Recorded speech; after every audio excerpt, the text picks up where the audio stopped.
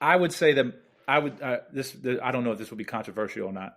I would say that the overwhelming majority of people aren't serious about what it is they say they want. Welcome back to the show, everyone. Today's episode is one I've been looking forward to for a long time because our guest isn't just a remarkable shooting coach. He's someone who's had a direct impact on the players I've coached, on our program, and even on my own family. Mike Dunn is one of the premier shooting coaches in the world, working with players from elementary school age all the way up to NBA athletes. But what sets Mike apart isn't just that he can teach shooting. It's that he teaches life while teaching mechanics. His message is always simple, clear, and honest. And his work is rooted in the idea that improvement is a journey, not just an overnight fix. Mike is a Central Dauphin graduate, a proud husband and father, and someone whose approach to both basketball and life has helped shape countless players, including my son, who's going to be a Division I basketball player, thanks in no small part to Mike's guidance. Today, we're going to talk about Mike's path, his philosophy, the common mistakes players make, what separates the elite shooters from everyone else, and how he balances a world-traveling career with being the kind of husband and father he wants to be. Let's get into it. Just when I thought I was out, they pulled me back in. Please believe it or not, I'm still a cream of the crop. I was just until the age of 18 on the charts. Wasn't even dreaming this far. Believe who you are. The sun doesn't even know it's a star. Mike, I appreciate you joining me today, man. How's it going? Good, man. And now after that intro, I'm gonna soundbite this and put it on my own website. I feel like that's what people need to hear as soon as people go to my site from now on, because I love that. That was awesome. Listen, whatever you need to do, I'm all for it, man. You have the voice, man. You have the podcast voice. You know, you got it down. I'm trying to be like you when I grow up, Mike. I'm trying to be like you. So listen, let's start with your story because it's a unique one, man. You're a guy from Central Dauphin, Harrisburg, Pennsylvania, no less, who ends up traveling the world to teach shooting. Right. How did this journey begin for you? I would say it got off to a slow start for the most part. I didn't think I'd be doing it at all. You know, I played 4 years at Philadelphia University. It's now Jefferson University, Division II school in Philly. So I played for Coach McGee there. So Hall of Fame coach there. And Coach McGee, if anybody knows Coach McGee, was not just known as one of the all-time winningest college coaches of all time, but like the premier shooting coach in the greater Philadelphia areas. Pros were always going to him and all this kind of stuff. And Coach would take me with him in the summertime to his camps. And I would demonstrate while Coach taught. And never in a million years did I think I would start doing something similar to that. I graduated and I was like, to be honest, I thought I was done with basketball. Went the normal, get an office job. I'm doing all that kind of stuff. And eventually found my way back into basketball. And I was like, man, I think I could do something a little bit different, maybe something that fills me up a little bit more. Yeah. And decided just to go all in on shooting because I was good at it, not because I was necessarily good at teaching it. And then quickly learning that teaching and doing is two entirely different things. And so ever since then, since making that decision at, I guess, 2015, 2016, I've been all in on the shooting game since, just teaching it now all over the world, which has been awesome. Man, so my follow-up question to you was going to ask you about like your gift for teaching shooting, because it clearly is a difference, but I can tell you just from observing you and seeing how you go about, how did you get to the point where you became so good at teaching it, not just being good at shooting? Yeah, I think being good at it is one thing that helps in a major way, right? I don't think you necessarily have to be world class at something to teach it, but I do think it adds a level of buy-in from the player, and it kind of lets them see things too. But also from a teaching standpoint, if you can do something, then you can really feel it. And I think if you can really feel it, then you start to understand how to put it into words, or you can see a player and start to see what they're feeling and everything. But I think anybody can become good at it if you approach it the same way you would approach anything else. I think a lot of times we look at the physical work that has to be put in with something, like, oh, you got to work hard, you got to put in these reps, you got to do all this stuff. Well, teaching, like, and coaching is going to be the same exact way. You're putting in reps every single day with how you communicate, how you show up for that player, how do you talk to one person versus the next, how do you get this idea across. And so every single time you step out on the court, whether you're a shooting coach, whether you're an actual coach, like coaching a team, you're like, I equate it to like people that do stand-up. Every time you go on stage with stand-up, your routine's getting a little tighter, right? You're getting a little bit better. You're understanding how to communicate things a little bit more versus then when you finally record the special, right? That's when everything's at its best. And I think as long as we're always kind of thinking, are we on that route? Are we on that path to recording the special, right? And the only way we do that is by making sure we're very aware of everything that we're doing in every moment that we have while we do it. Yeah, that's good stuff right there, man. So you and I, we share this CD connection, even though I didn't have an opportunity to coach you directly. Yeah. How did your time at Central Dauphin, the coaches, the environment, how did that shape you? Well, first, I would have loved to play for you. That would have been really cool. I'm sure it would have been awesome. And it was so awesome to see what you did with that program. As somebody who, I don't think there was a better time of my basketball career than at Central Dauphin. Like in terms of the camaraderie, the feeling of culture, the friendships, like all that kind of stuff there. And so then when I left, it never felt that same way to me in terms of how a group like got along together, right? Yeah. The year after me definitely still felt that way to me, right? Those were my guys. Those were like, those are my brothers. I'm still, I still talk to them today. And then you came in there and it was like, oh, this is, yeah, man, like this is Central Dauphin. And the way you would reach out to the players and all that kind of stuff. So first, I have to give you your flowers because that's such an awesome thing. And it's not an easy thing to do. Like you're reaching out. You don't know if people are going to respond. You don't know what it's going to be. Yeah. But I think that you really picked up, I feel like where we left off in 2005, 2006. Major props to you first. Appreciate that, man. Thank you. My time there was amazing. And I say like Coach Hassenfuss is who I played under there. And I've told you, like, I think he's the best coach I've ever played for. Like that guy, the way he ran practice, the way he went to bat for his players, he was the man. And like I loved showing up to practice with him every day. Coach Lentz was also there, and Coach Lentz was one of these coaches that if I wanted to get in the gym, Coach Lentz is finding a way to get me in the gym. If we have a 2-hour practice in the morning, Coach Lentz after practice, he's pulling me to the side. He's like, "What are we doing? Are we going to the Friendship Center, or are we staying here? Or what do you want to do? I need to eat, Coach. All right, I'll take you to eat. Then we'll go to the Friendship." Nice. And I'm talking about like I was getting 4 to 5 hours of basketball every day, and I loved it. And so we take for granted the coaches that go out of their way to do things like that, not understanding as a kid like they have families, like they have all this kind, and they're putting so much of their time. It's not like they're making millions of dollars doing it. It's just, hey, you want to get better? Let's get better. And I think that was just huge for me and continues to be huge for me because, if somebody wants to go the extra mile, we're going to go the extra mile. But that's because every coach that I was ever around, especially at Central Dauphin, was willing to go the extra mile for us. Man, it's good stuff. I appreciate the kind words in regards to the impact that we were able to make. Also glad that we got a chance to give Coach Hassenfuss his flowers too. I've heard a great deal about him and haven't had a chance to meet him yet. So hopefully maybe this will come out. Maybe we'll have an opportunity to connect, but you should. I mean, you guys, he's great. He's great. I haven't talked to him in a while. So maybe this will be a spark to find out a way to get in contact with him. All right, Coach Hassenfuss, we are going to find you. I've been in touch with you, but I want to meet you face to face. All right. In the meantime, Mike, you've worked with players in different cultures, different backgrounds. Mm-hmm. When you travel the world, what do you find that basketball teaches you about people? Man, that's a really good question. I would say that I don't know if this would be controversial or not. I would say that the overwhelming majority of people aren't serious about what it is they say they want. And the only reason I say that is because I've been around enough really serious people now.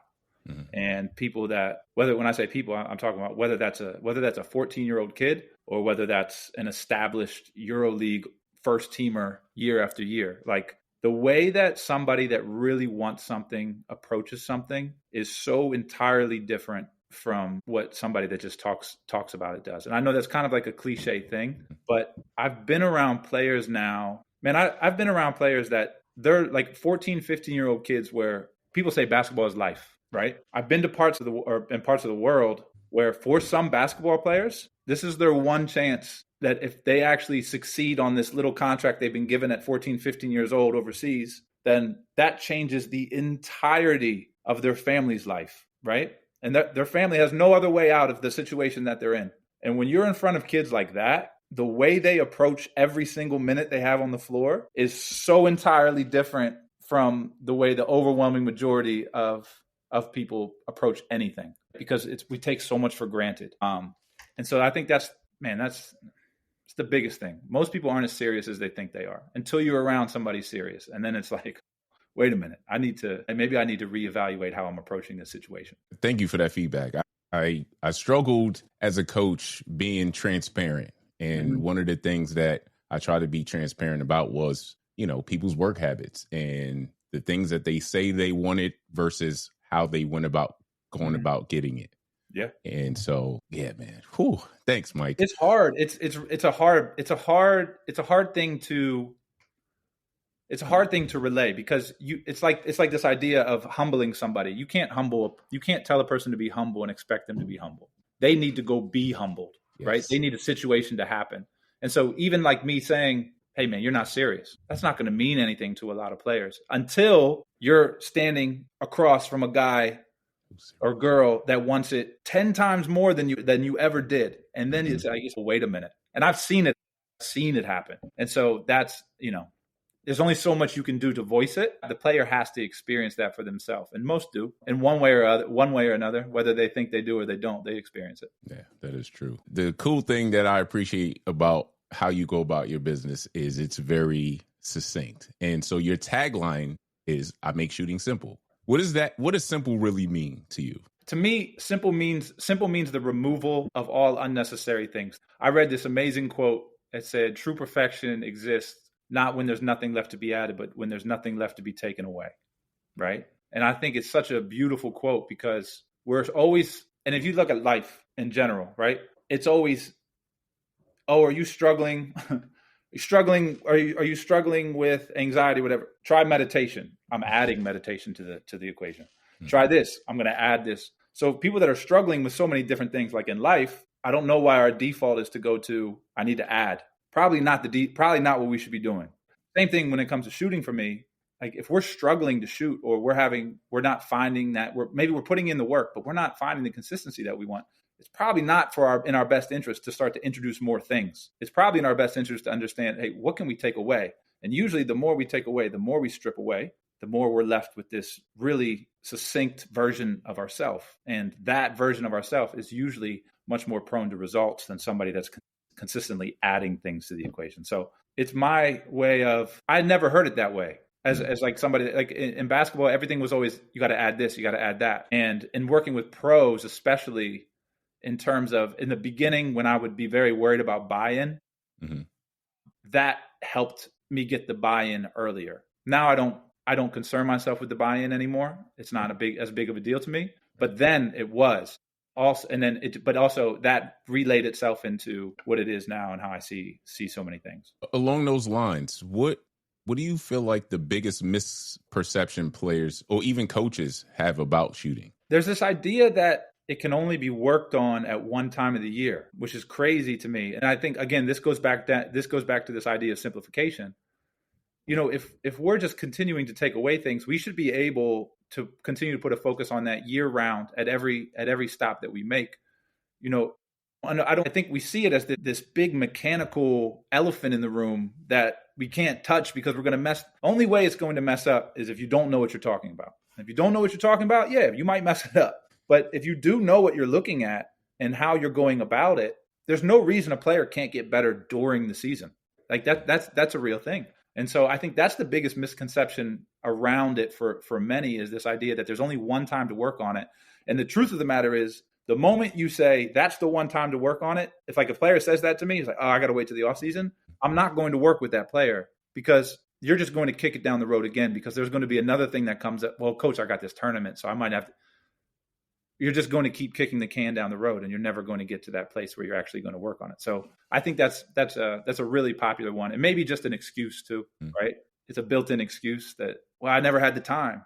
You have the time, but you just didn't commit to it. Yeah, the time is all relative in regards to these journeys that people are on, I believe. And what time do you wake up in the morning? Me? Yeah, 4 o'clock. That's what I'm saying. So like. What time do you wake up in the morning? I don't wake up at 4 o'clock in the morning anymore. Not with my little girls, but I did for a really long time when I was building really trying to build the basketball business and get it off the ground, because I'm working the 9-to-5 job and doing the basketball thing.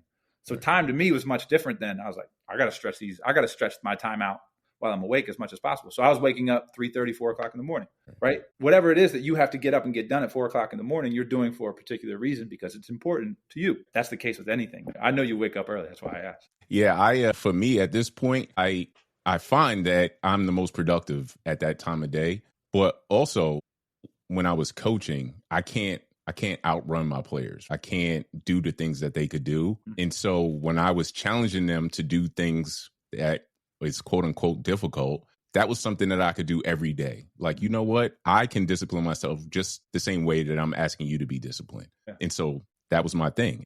And I found that it is very helpful for my overall well-being. So I just kept doing it. See, I think that like you or anybody that's willing to say in a different part of my life, I'm going to hold myself accountable. Because if I'm going to be out here as the figurehead of this program or whatever it is I'm doing, how can I be somebody that can't hold themselves accountable, but I'm expecting all these players to hold themselves accountable? I think that's such a big thing, right? It's easy to point the finger and tell people what to do, but what are you doing? Understand what they're going through too. Yep.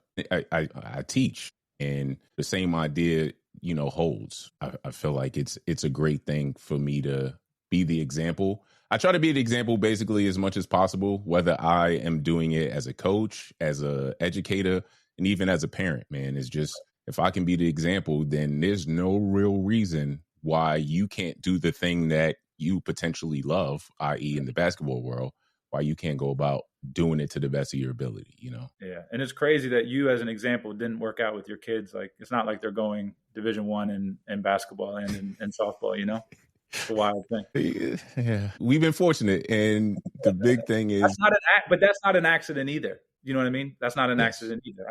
Kids look at who they're around most. And and then there's different qualities that they pick up, whether they realize it or not, whether it's intentional or not. But I think that's a big thing. I've told you that before, man. I think what you do is amazing. Thanks, man. It's cool. Appreciate it. I'm gonna make sure I save this part, and when my kids are looking at me crazy because I'm making them do something, I'm gonna be like, "Yo, Mike said it."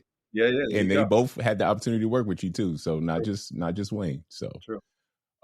If you could fix one thing in a young player's shot to create the biggest impact, what would you fix first? It would just be where their body is. I know that I think we look at shooting and where it's always these specific points in time. This is where the ball needs to get to. Your guide hand, this is what needs to be here. So much happens before the basketball moves. The comparison I keep coming back to now is if you think about a tree, and if you look at a tree has infinite branches, a big giant tree. And if one of those branches is doing poorly, one of those branches isn't healthy, you don't make the impact on that branch by directly tending to the branch. You make the impact on that branch by tending to the roots of the tree. And that sends its way up to the branch. It's the same way with shooting to me. More often than not, people's issues shooting the basketball lies not in my guide hand's doing this, my shooting hands. It's not there. It's all of that's happening as an effect of the cause, which the cause is your body's not in the right place. You're not in a position to ever effectively transfer energy from body into the ball. And so along the way now, all these weird things are happening because your body wasn't in the right place to begin. So if you can just put a shooter in the right place, understand, look, this is where you position your body, this is how you connect to the ground, and this is how you connect to the ball. Man, for so many people, and for a kid, you just let them be the kid. Like a young kid, because they're going to be efficient as it is, because that's what kids do. Speaking of kids, you work with players from elementary school age, probably even younger than that, all the way up to NBA guys. What changes in your teaching from level to level, and what stays the same? That's an amazing question. I would say for elementary kids, again, I'm probably more focused on that initial starting position with the body. Where is the body and how are we using it? We'll focus on things like sequencing and stuff of that nature. We try to keep things like on a younger level. I'm trying to keep everything that I'm teaching at that kind of 5th grade vocabulary, right? That for like a younger kid. The only real difference with a pro is that a lot of them can handle things on a much higher level in terms of how you're explaining it. And that to me, it all comes down to what kind of learner is in front of you at the professional level. Are they somebody that wants to really know the intricate details of everything that's going on? If so, we're going to have a lot of conversations about that. Is it somebody that just wants to be can you show me how to do this? And at that level, you have an amazing amount of players that they can look at something like, okay, that's what you want me to do. I can do that. It's so much about identifying the type of learner that's in front of you and kind of just making sure that that's who you're presenting or that's who you're showing up for in that moment. The message is still the same in terms of what we're trying to accomplish. How the message is delivered just definitely changes from the young kid up to the professional. I think about the thing that I see that makes you different, and it's the fact that you're always putting some life lessons in there while you're teaching shooting. What are some of the bigger lessons players take away from their time with you? I don't know what they take away. I'm sure some of them are like, some of them are probably thinking, Mike, shut up, man. Like I'm good. Like if you were to open up Twitter or X, how many coaches will reiterate or preach, we're not just teaching basketball, we're teaching life lessons. But how many of them are really doing that? How many of us are really focused on that? I think my biggest thing, especially recently, is, and this is even like my own path, is we are so outcome based in everything that we do when we shoot. We're outcome. We can't be the best version of ourselves if our mind is on the outcome plus us, because then our attention is split. And then to me, like, it's the same thing in life. Like, I can't be the best dad if I'm focused on being a dad, but then at the very same time, in that very moment, I'm thinking about a million other different things. And so it's this idea of how immersed can you be in what you're doing? How much can you love what you're doing that the outcome is irrelevant, and instead making everything that you're doing, like, it's almost like an offering. It's almost like you're giving yourself to this game. I don't know about you, but like, I've never felt bad doing something for somebody else. If I've ever done something for somebody and not expect anything in return, I feel amazing about that. Why not approach basketball and the work that you're putting in the same way? Give it all you got. Hey, I'm giving this to the game. The outcome's the outcome. But now you're presenting the best version of yourself, irrelevant of the outcome. And then ironically, that lets you access all of those superpowers that you've been working on when you're in the practice gym by yourself and you're doing all that kind of stuff. And so I think there's a big time carryover of that to real life situations of give yourself to people, give yourself to the moment, the family, all that kind of stuff, and good things are going to happen. This episode is being brought to you by My Jersey Designs. If you're looking for digital replica jerseys, go to myjerseydesigns.com and they'll take care of you. From the idea of improvement, it takes time. Progress isn't always linear. How do you help players, especially kids, stay patient when the results aren't always immediate? I can't get mad at a kid for not being patient, because we all want the thing. I think this comes back down to the serious question, right? Or to the serious statement. Because if we're really serious about what it is that we want, then the work is just a byproduct of it, whether the results are in that moment or whether the results are a year down the line. We're doing it because there's a certain knowing that we have that we're going to figure this out and this is going to get better. And so that's where it comes from. Like, listen, do you really want to do this? Because if you really want to do it, then the work is just there. And we're showing up and we're doing it regardless of what's happening in terms of, the short-term success or the long-term success. So if we're serious enough, then it shouldn't matter all that much. And I know that's a really hard thing for most people to grasp until you have made that commitment to something, like I said earlier, that, okay, I'm going to do this and I'm going to figure it out. Then that's not even a question that you ask anymore. It's not even something that even crosses your mind. I tell this story to players. I say I was teaching shooting for 5, almost 6 years before I made like a positive dollar. That didn't matter to me because I'm looking at it like, no, this is inevitable. I know eventually this is going to really work out for itself and I'm getting better. So you're not going to see a big time win every single day. It's just not the way it works. But if you're serious enough about the craft of what it is that you're trying to master, then I don't think the patience issue is a real question anymore. I totally follow. And I wonder, from your perspective, why do you think so many players struggle with that? Because I don't think most people are as serious as they think they are. I think, like I said, that's why to me, it's the biggest thing. Okay. It's the same reason why when we're older and I look around at people that I grew up with or something, right, that, say, I'm going to do this, I'm going to do that, but never do it. You weren't really serious about it. Let's just call it what it is, right? That's the transparency of it. We want to think that that's not the case, but it is the case. And that's the reason why there's levels to things. There's such, you know what I mean? Like that's the reason. Yeah. Like if you're around NBA players, you say, oh, wait a minute. That's why this guy's an NBA player, right? That dude isn't built like a lot of these other people that, you know what I mean? From a physical standpoint, from a mental standpoint, from the work that they're putting in, there's a difference. And so if we're not serious, okay, we'll see where we end up, but it's probably not going to be to where you think you are. Right. So the other part of how this all goes, or at least especially in regards to shooting, is confidence. It's something that every player thinks they need more of. Mm-hmm. Like, how do you help players build confidence without forcing it or faking it or anything like that? Yeah, I mean, there's a certain place you have to get to, and I think I alluded to this a little earlier, but there has to be a knowing on your end of what it is that you really are.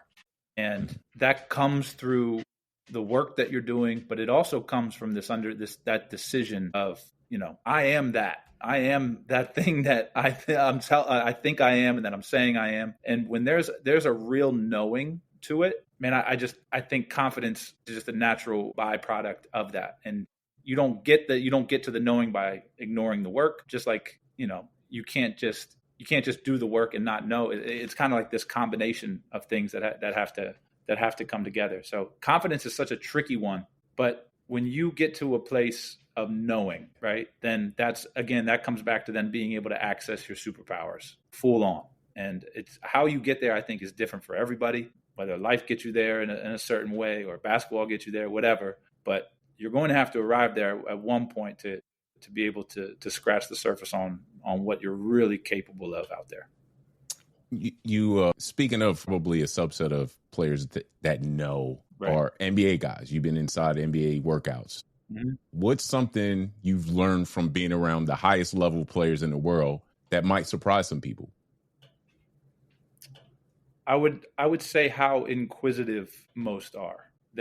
Most professional players are so smart. And I'm not saying like Jeopardy smart.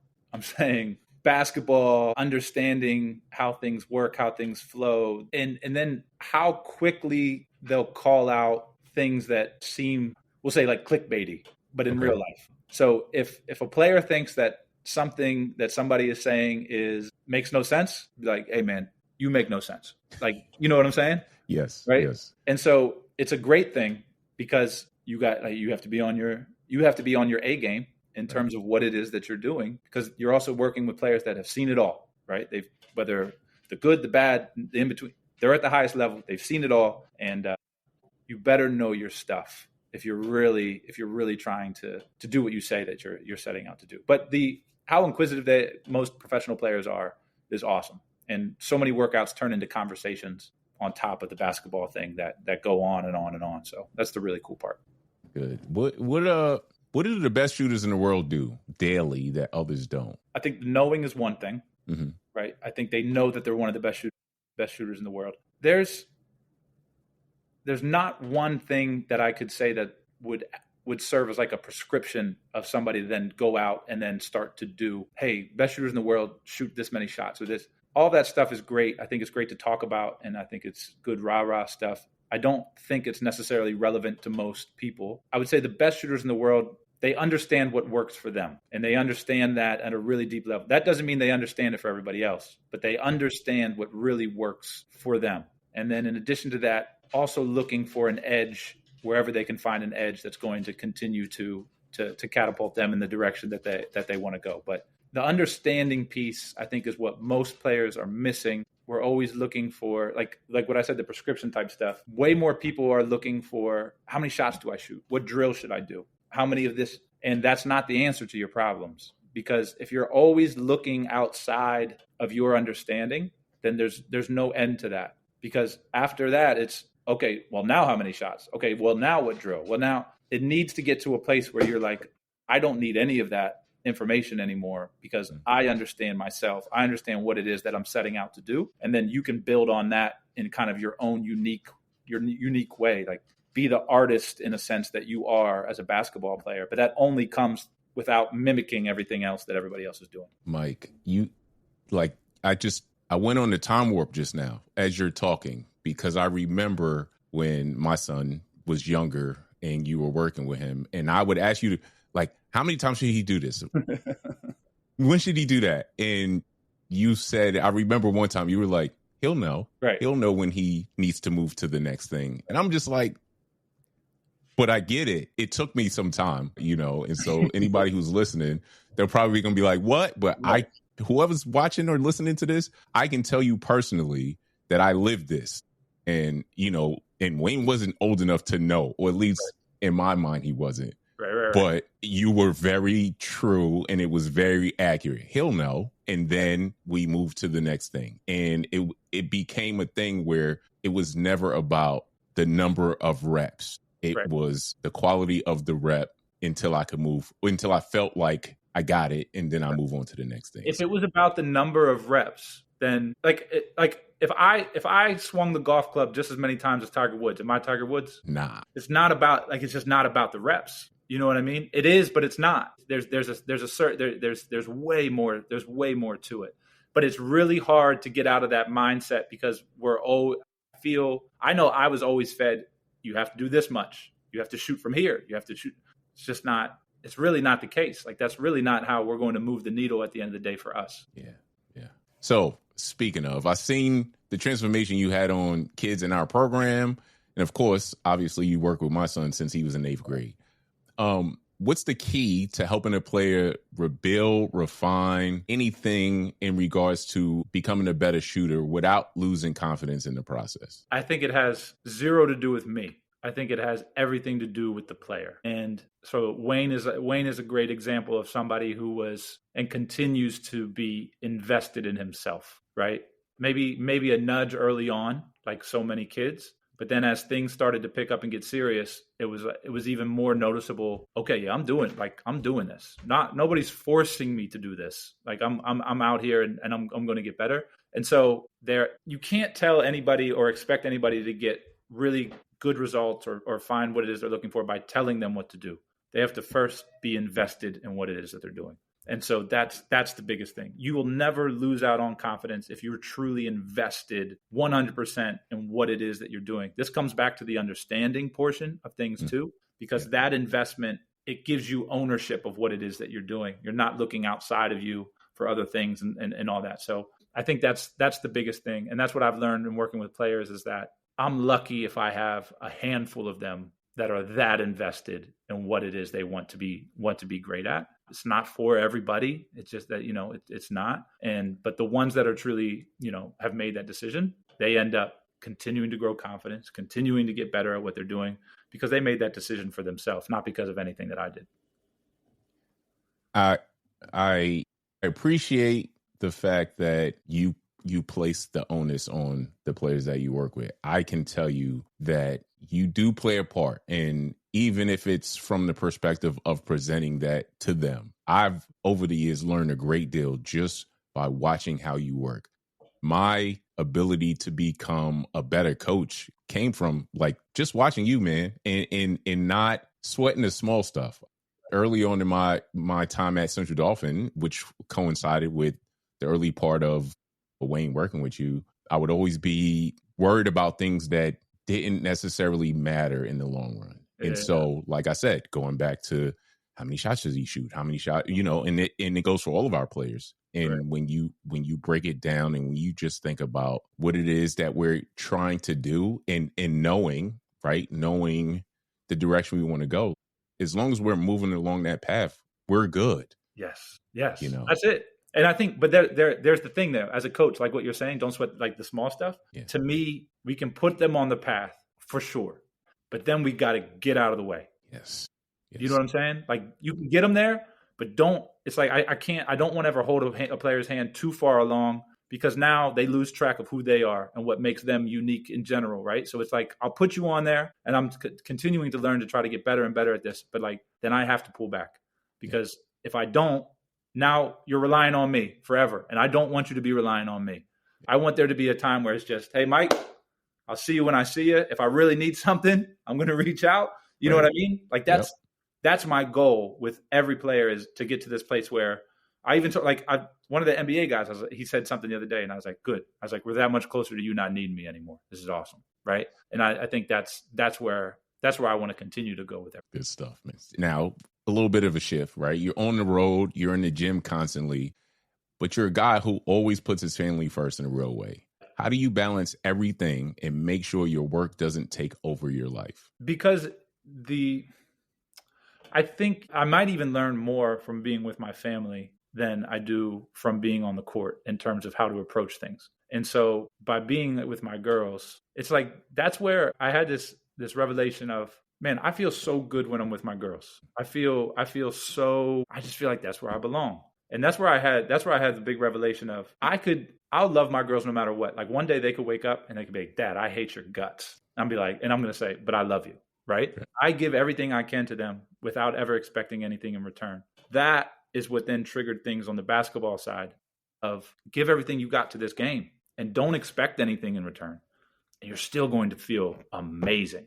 Right. Yes. And so it's that unconditional feeling. Like if you really are passionate about it, like I'm passionate about my girls. And when I say my girls, that's my 2 little girls and my wife. Yeah. Like I can use that everywhere, that perspective, because I know how great I feel when I'm just offering myself up to them. Right. And it doesn't matter what they say to me. I'm always going to love them. Right. Mm-hmm. It's the same thing now on the basketball side.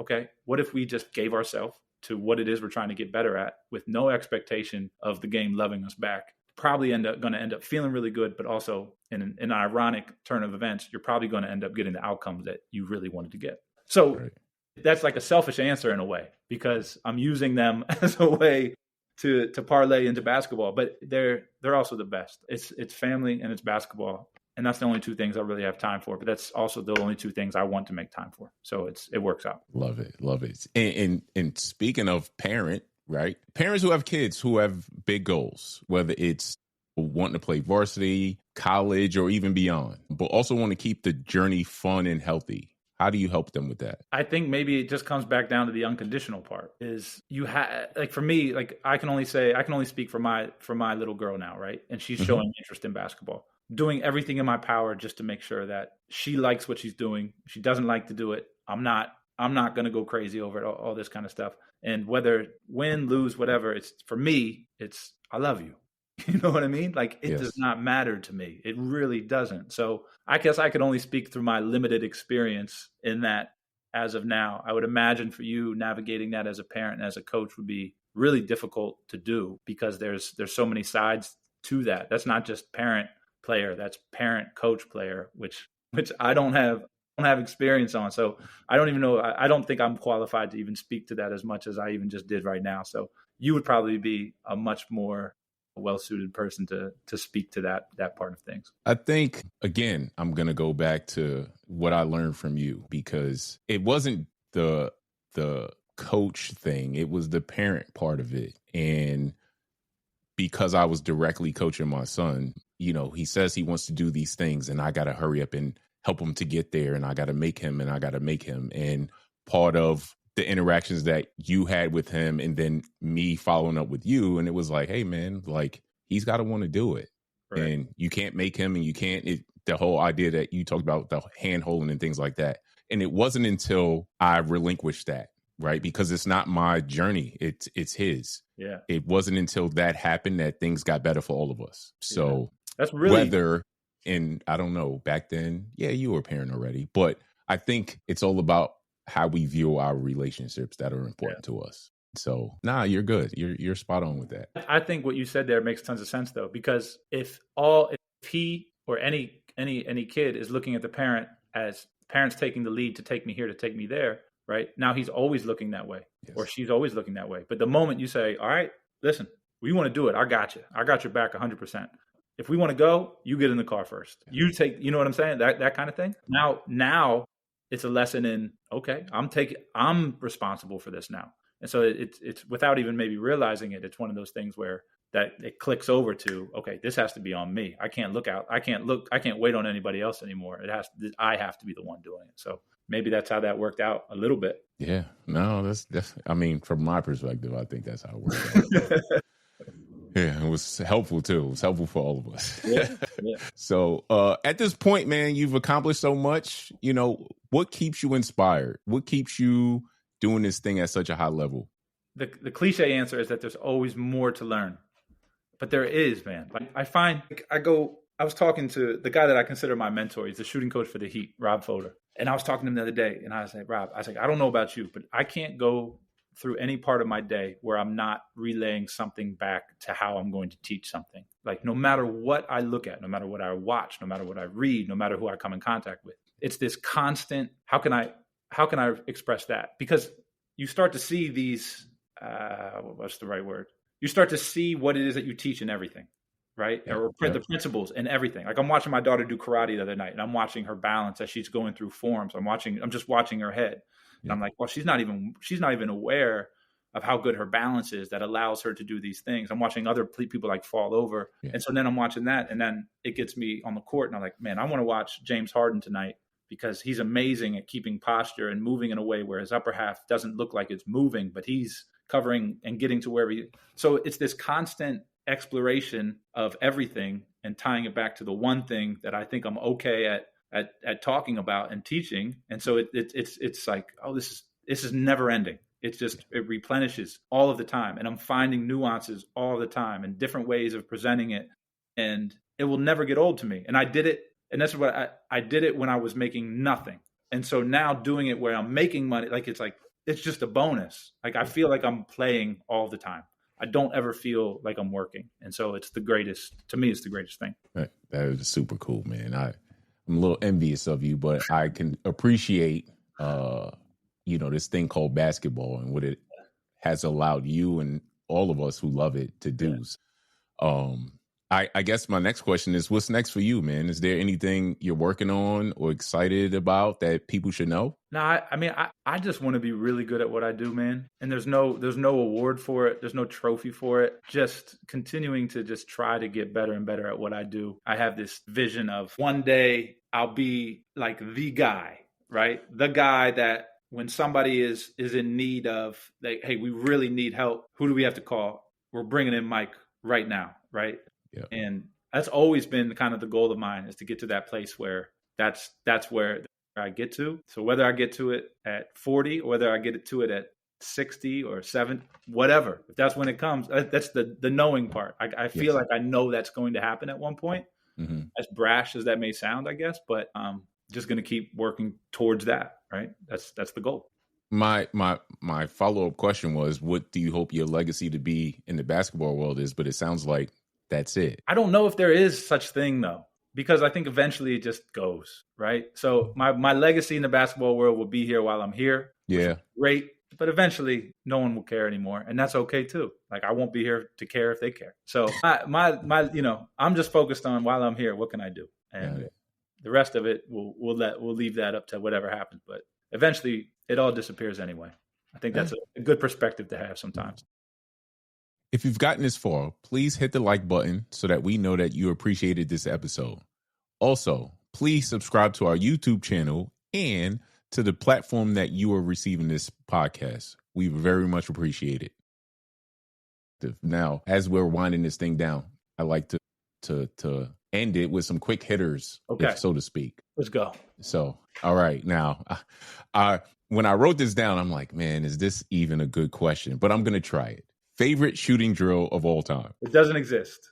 Okay. No, I'll say my favorite thing that I used to do as a kid, though, was tap, back pedal out, 5 spots, shoot 5 at each spot, and then you had to make 4 out of 5 at a spot in order to complete the drill. If you had the traditional 5 spots, you went corner, wing, top, wing, corner. Mm-hmm. If I went 4 out of 5, 5 out of 5, 4 out of 5, 5 out of 5, and then I got to the last corner and I went 3 out of 5, then the whole drill started over. And that was my favorite thing to do, because you would set that number at 4 and that was a monster. But only a really good shooter's getting around on that drill going 4 out of 5. But that'd be my favorite, just because it was conditioning. It was a mental thing. It was tough. And then there's pressure on you. That was didn't make me necessarily a better shooter, I don't think, but did a bunch of other things. I feel like something like that, because I not get too much into the workouts that our players used to do. I know that when there was something and there was an ending that you had to do,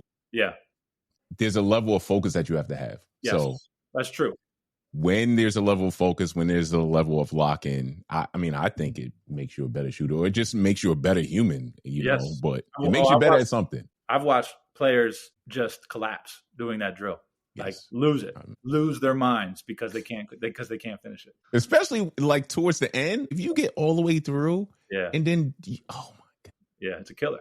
But yeah, I'd say that's my favorite for sure. okay, all right, cool. Here's a good one: most memorable gym you've ever trained in, and why? Ever trained in? Yeah, so whether you were doing it for yourself or you were training somebody, any gym you've been in. So the other night, for the first time, I got to train somebody in the Palestra, which to me is like a basketball mecca. It's one of the coolest places. But then there's so many places. There's an arena in Gran Canaria, which is a small island off of the Ivory Coast, in which there's an ACB team there. And I've got to train players there at that arena. And it's old. And I guess it's not super old, but the feel is completely different. It's a place that nobody would ever be. But I guess the Palestra is the coolest to me, just because of the history behind it and all that kind of stuff. So I'll go with the Palestra. So there's anybody from Pennsylvania who will partake in this will love this answer. Anybody outside of, and I'll just say us New Yorkers will be like, yeah, okay, go to the Garden, do something like that. But the Garden would be amazing. Like that'd be a really, really cool thing. It's funny that the Palestra just happened, but I mean, I've been in so many gyms, but the Palestra has a special place for me. No, I've lived in Pennsylvania long enough to know like how special the Palestra is. Yeah. And when the Philadelphia Catholic League teams are playing their playoffs in there, it's nuts. So crazy. Yeah, you're good. It's a good spot. Here's one. I'm curious to hear what your answer is. If you could train any player in the world that you haven't yet, who would it be? Any player? It's a really tough question. I would love to work with somebody like Giannis, just because I think the way he approaches things and how much he cares would be really interesting. It'd be way more than what I think a lot of people think his needs are in terms of, though mechanically, I think he knows what he needs to do. It's just a matter of how do you get him there and how does he get confident with it. So that would be one of those things that it'd be really interesting to see if you could get him to where you think you could get him, because he cares so much, and that'd be really cool.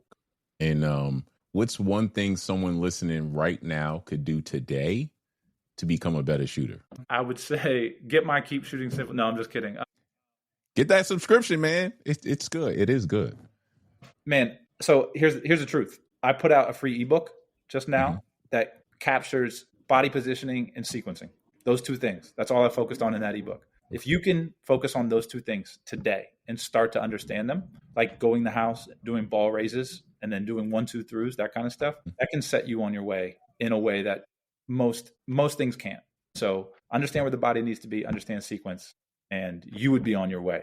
In all seriousness, like that's the basis of everything. Nice. Well, listen, man, anybody who's out there, when you watch this, please go get the ebook. How can they find that ebook, Mike? $3.99, man. Just if you went to my bio in Instagram, it's there, or at www.keepshootingacademy.com. It's right there. So it's free. So we've had so many people get it, and then the response when people have been talking about it has been great. So I'm glad that people are using it, because it puts a lot of the things that I've done online into one place, and then allows people to kind of go through in a much more sequential order as they embark upon that, upon learning that. And if you want to learn it, you'll learn it.